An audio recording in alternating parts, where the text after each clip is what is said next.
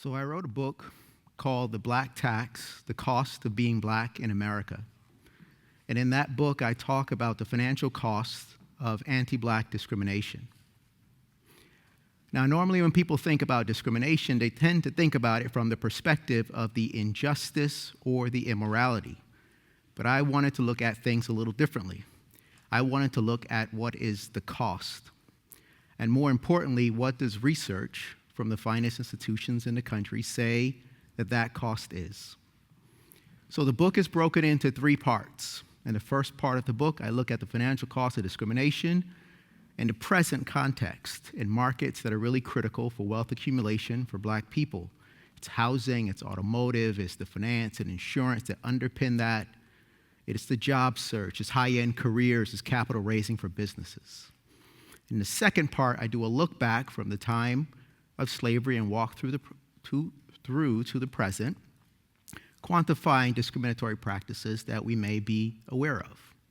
In the third part of the book, I do a summary of where we are right now from an economic perspective, and I introduce an economic framework that I call PHD, which stands for Purchase, Hire, and Deposit, in ways that create jobs, create and expand business, and make capital available and affordable in the black community. Why is this of particular importance? It's because we are dealing with several massive gaps. You may be aware that there's about 2.56 million black businesses. What most people don't realize is only about 4% of those businesses are large enough to have employees, but that 4% generates about 70% of the revenue that is driven across black enterprise. It's about $100 billion, employs over 1 million people, and it's about 115,000 of those businesses, and we are missing 1.4 million of those businesses. And associated with that, we're missing about 6 million jobs across the broader black community. And in addition to that, we have to deal with the challenges associated with the wealth gap, which is about $14 trillion. It's about $841,000 of difference between the average black and white household. You take that across 17 million black households, it's about 14 trillion. So these are enormous gaps and challenges, and we really need to understand how we got here so we can start to develop strategies to address it.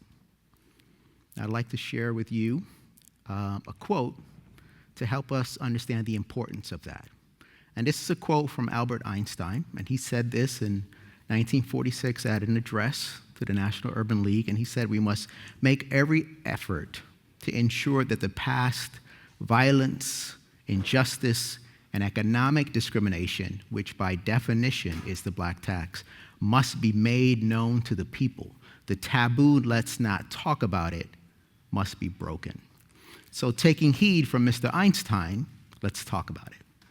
So what we're going to talk about in the short time that we have together here is how is it that after 400 years, more than 45 million African Americans only own about 2% of U.S. wealth and are dealing with these extraordinary gaps that I just talked about. Either we are consistently and colossally inept, or there is something else going on in the background that we need to take a closer and deeper look at.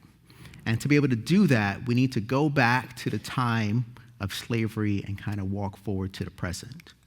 Now, in doing so, I will not describe the horrors of that institution, but I will talk about things from an economic perspective. And the first thing we need to understand is that slavery, by definition, is a 100% tax on your labor.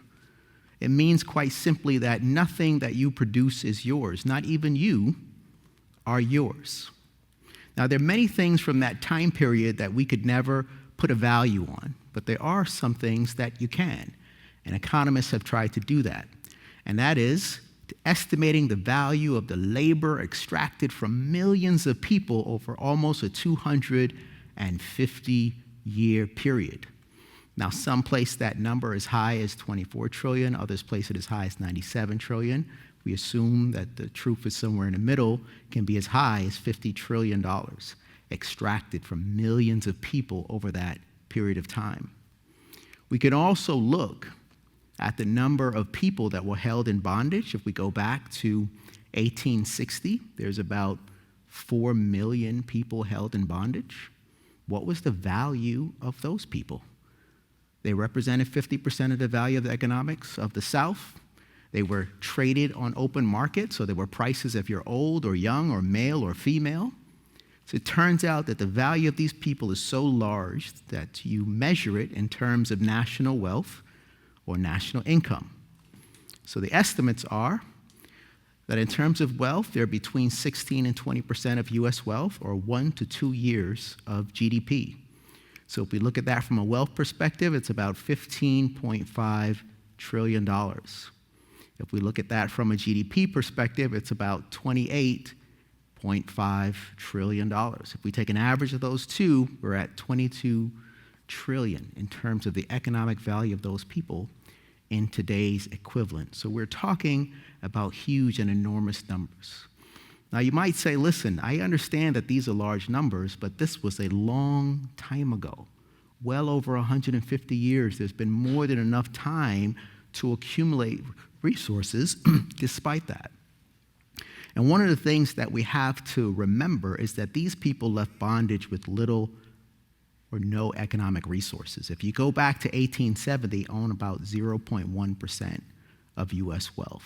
Not quite zero, but almost zero. And there was some discussion of giving them some startup capital in the form of 40 acres and a mule. And we know that that never came to be. But an interesting thing to think about is what would that have been worth in today's dollars if that had been distributed, right? And there were 44 million people held in bondage. If each of those people got 40 acres, that'd be 160 acres. If we look at the price of farmland, right, it's between $3,000 and $6,000 per acre on the high end. Quick math puts that at about $1 trillion, generating about $90 billion a year. $1 trillion sounds like a lot, but it's only 2% of the $50 trillion that was extracted for those people, and not even that 2% was provided to them as startup resources. If we fast forward to about 1862, there was a distribution of land, which you may remember from middle school, called the Homestead Act, in which the federal government distributed 246 million acres over a 60-year period to about 1.5 million white families. If we do the same estimations on just farmland, that's about $1.6 trillion, or about $1 billion a family. Research says that there are about 93 million white Americans that are direct beneficiaries of this. And how did it work? Well, you had the opportunity to stake a claim on maybe up to 160 acres. And if you settled on that land for 5 years, at the end of that time period, you could take possession of it. Now, if we fast forward, you have the impact of the Civil War.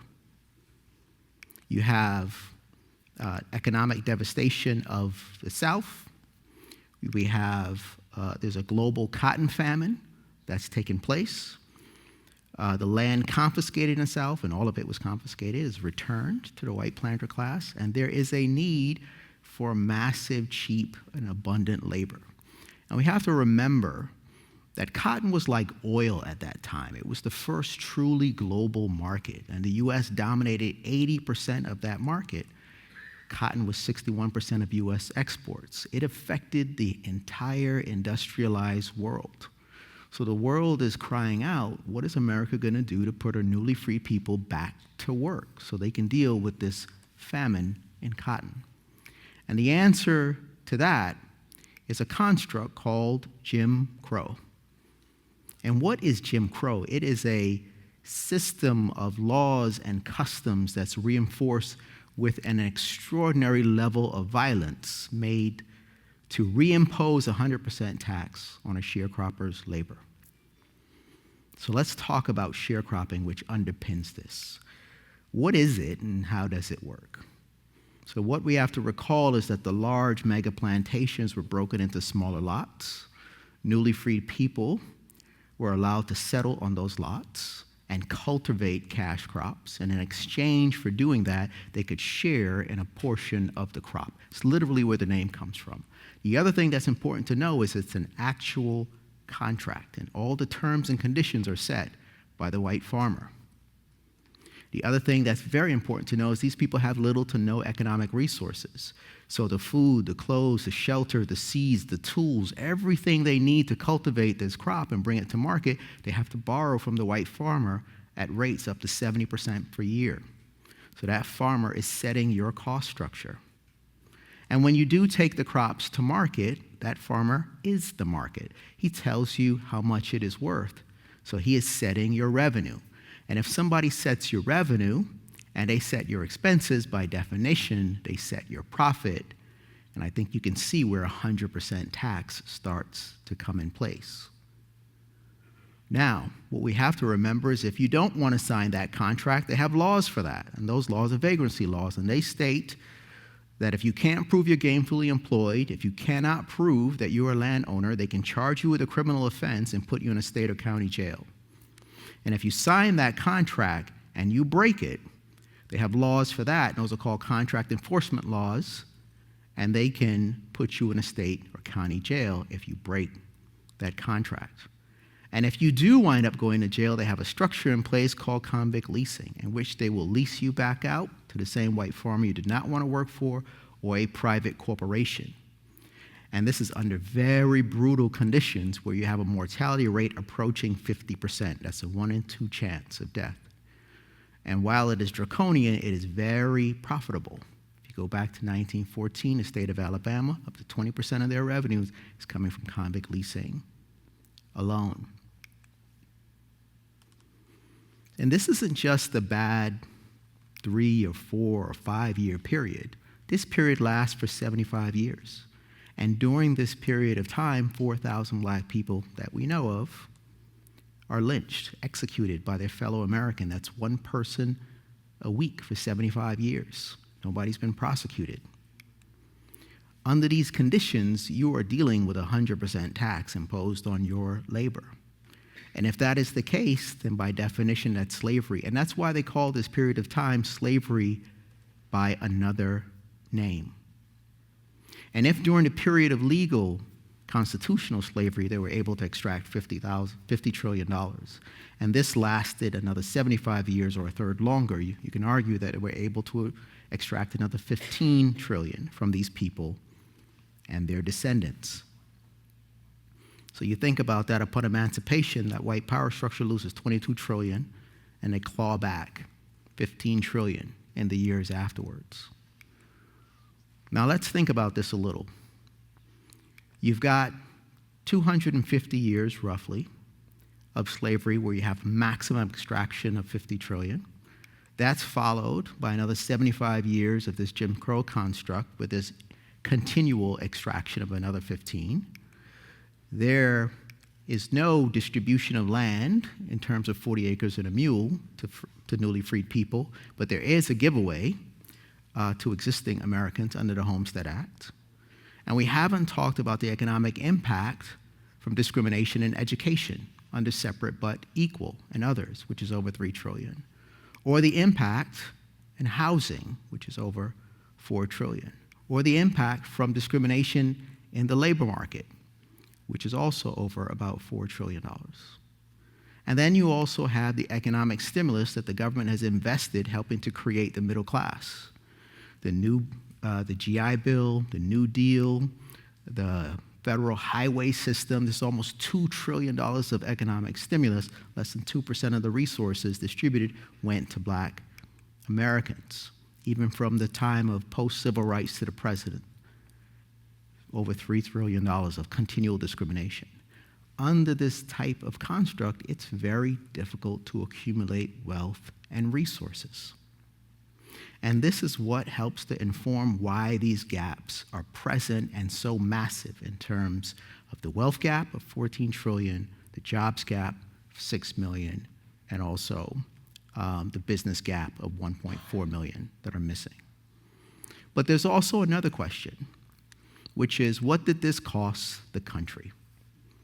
And the best way to think about that is to ask ourselves, what if black people had been fully included in the innovation system that drove and drives our economy, right?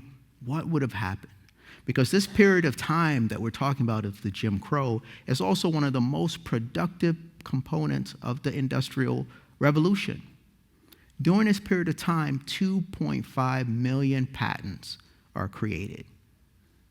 Everything from motion pictures to photocopiers to transistors to airplanes and automobiles, things that underpin our community. How much of those came from African Americans? 726, almost a complete shutout. Why is this important? Professor Kortum from Yale says that a constant rate of patents helps to generate a constant rate of economic growth.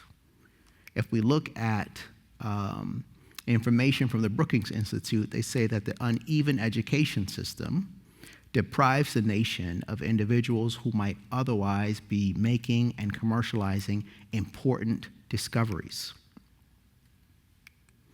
And it's important that we all remember that talent, skill, and capability follows a normal distribution. Fancy way of saying 70% of people are in the middle, good to average. 15% of people are substantially above. I call that group the ultra brilliant. We all like to think we're part of that group. And 15% are substantially below. And a real question is, what was the size of that black ultra brilliant group during this time period that we talked about, and how were those people being developed and employed? And if we think about that, if you go to 1870, it's about 730,000 people. If we fast forward to 1900, it's about 1.3 million people. We go to 1930, it's about almost 1.8 million people. By the time of 1950, it's almost 2.3 million people, ultra brilliant. What are these people doing primarily during this period of time? They're engaged in sharecropping and tenant farming and various kinds of domestic work, a massive underutilization of extraordinary human potential. What if it had been fully engaged? Well, instead of 726 patents, we would have seen 280 incremental patents, 280,000 incremental patents. And that could have generated another $2 trillion on top of our current GDP for all of us. And in addition to that, we'd have over $9 trillion more of wealth for all of us. And one of the things that's very important for us all to remember, if we look at what Gary Becker says, who's an economist that wrote The Economics of Discrimination, and he's also a Nobel Prize winner, he says when discrimination exists, it reduces trade and commerce between two parties. And that both parties that engage in discrimination, both the discriminator and the discriminated, pay an economic price for it. We've seen that the price has been enormous for black people. And we can also see that there's an enormous price for the country. And we need to do our best and be committed to driving and eliminating discrimination, not only because it's the right thing to do, but because it actually makes the pie bigger and better for all of us. Now I'll conclude with two quotes I want to share with you. One is from Albert Einstein during that same address, and he says, the worst disease under which the society of our nation, in his opinion, suffers is from the treatment of the Negro. And we can understand from an economic perspective why he might come to that conclusion at that time. And from Emperor Haile Selassie, who says that the basis for racial discrimination is economics, and it is with economics that we can address these evils. Thank you very much.